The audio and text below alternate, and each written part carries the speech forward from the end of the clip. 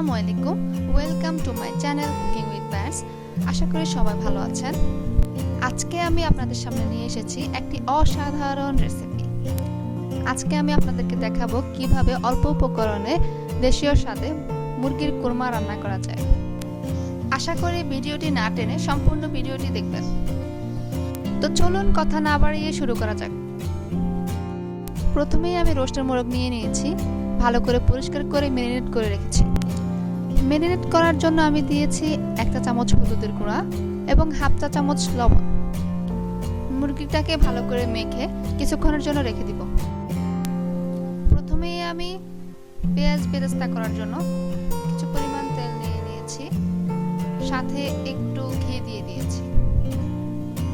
পেঁয়াজগুলি দিয়ে দিয়েছি, এখন কিছুক্ষণের জন্য নাড়তে থাকবো। খুবই অল্প আঁচে নাড়তে থাকবো যাতে করে পেঁয়াজগুলি পুড়ে না যায়। তো আপনারা দেখতে পাচ্ছেন পেঁয়াজগুলি আস্তে আস্তে ব্রাউন কালার হয়ে আসছে। এ পর্যায়ে আমার পেঁয়াজ বেরেস্তা করা হয়ে গিয়েছে।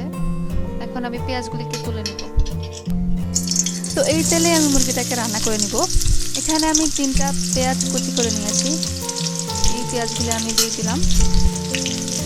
পেঁয়াজগুলিকে আমি একটু নেড়ে নিব। এখন দিয়ে দিচ্ছি 2 টেবিল চামচ রসুন বাটা, 1 টেবিল চামচ আদা বাটা। ভালো করে নেড়ে নিচ্ছি। মশলাগুলিকে কিছুক্ষণ কষিয়ে নিচ্ছি।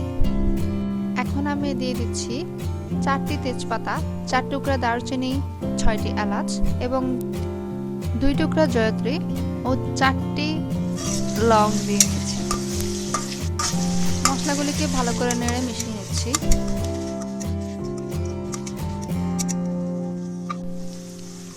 এখন আমি পরিমাণ মতো লবণ দিয়ে দিচ্ছি।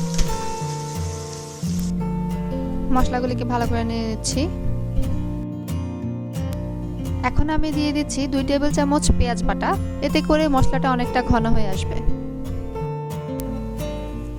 ভালো করে মিশিয়ে নিতে হবে।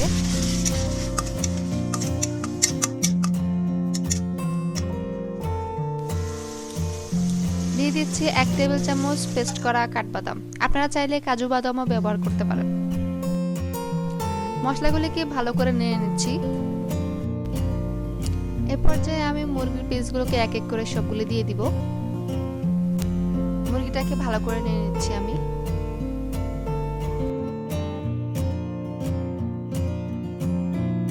দেখতেই পাচ্ছেন মুরগিগুলোর কালারটা অনেকটা চেঞ্জ হয়ে এসেছে। এখন আমি দিয়ে দিচ্ছি 1 চা চামচ জিরা ও ধনিয়ার গুঁড়া, সামান্য পরিমাণ হলুদের গুঁড়া এবং দিয়ে দিচ্ছি 1 চা চামচ মরিচের গুঁড়া। ভালো করে নেড়ে নিচ্ছি।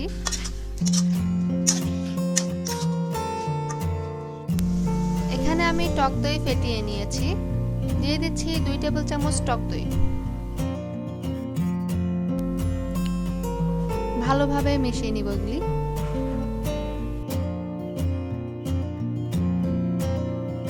এ পর্যায়ে আমি মুরগির সাথে কিছু পরিমাণ পানি অ্যাড করে দিচ্ছি। দেখতেই পাচ্ছেন মুরগিটা খুব সুন্দরভাবে হয়ে আসছে। এ পর্যায়ে মুরগিটাকে ঢাকনা দিয়ে ঢেকে কিছুক্ষণের জন্য রান্না হতে দিব। কিছুক্ষণ রান্নার পর ঢাকনাটা সরিয়ে নিচ্ছি। দেখতেই পাচ্ছেন তেলটা উঠে এসেছে। আমি এখন মুরগিটাকে নেড়ে দিচ্ছি। এখন আমি কিছু পরিমাণ পানি দিয়ে মুরগিটাকে কষিয়ে নিব। কিছুক্ষণ কষানোর পরেই এখন এই পর্যায়ে আমি দিয়ে দিচ্ছি 1 কাপ পরিমাণ জাল করা জল।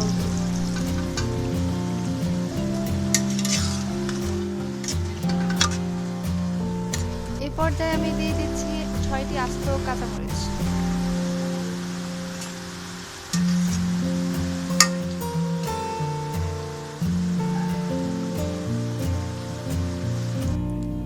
স্বাদ বাড়ানোর জন্য আমি দিয়ে দিচ্ছি 1 চা চামচ পরিমাণ ভাজা জিরার গুঁড়া। প্রথমে আমি যে পেঁয়াজগুলি বেরেস্তা করে নিয়েছি সেগুলি এখন দিয়ে দিচ্ছি।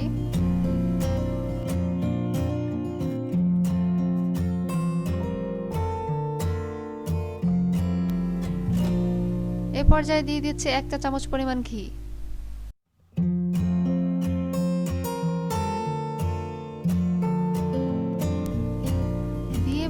মুরগির কোরমা স্বাদ আনার জন্য এখন আমি দিয়ে দিচ্ছি 1 টেবিল চামচ পরিমাণ কেওড়া জল। তো দেখতেই পাচ্ছেন আমার মুরগিটা রান্না করা হয়ে গিয়েছে। কিছুক্ষণের মধ্যে আমি মুরগিটা নামিয়ে নিব।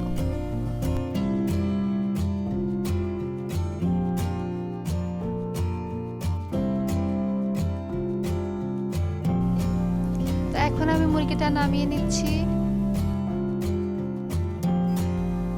তো এখন মুরগির কোরমা পরিবেশন করার পালা। তো আজকে আমার মুরগির কোরমা রান্নাটা অনেক অসাধারণ হয়েছে, খেতে অনেক সুস্বাদু হয়েছে। আপনারা বাসায় মেহমান আসলেও ট্রাই করতে পারবেন, বাসায় নিজেরাও ট্রাই করতে পারবেন। বাসায় ট্রাই করলেই বুঝতে পারবেন খেতে কতটা মজা হয়। দেখুন মশলাটা কতটা ইয়াম্মি হয়েছে। তো আমার আজকের রেসিপিটি কেমন লাগলো কমেন্ট করে জানাতে ভুলবেন না। রেসিপিটি ভালো লাগলে অবশ্যই লাইক বাটনে একটি ঘুষি মারবেন এবং ভিডিওটি শেয়ার করে সবার কাছে পৌঁছে দিবেন। আর যারা এখনো আমাদের চ্যানেলটি সাবস্ক্রাইব করেনি তারা অবশ্যই সাবস্ক্রাইব করে ফেলুন আর পাশে থাকা বেল বাটনটি অন করে দিন, যাতে আমাদের নতুন নতুন রেসিপি সবার আগে পেতে পারেন। আর যারা অলরেডি সাবস্ক্রাইব করে ফেলেছেন তাদেরকে অসংখ্য অসংখ্য ধন্যবাদ এভাবে আমাদের সাথে থাকার জন্য। তো আজ এই পর্যন্তই, আশা করি সবাই ভালো থাকবেন, সুস্থ থাকবেন। আল্লাহ হাফেজ।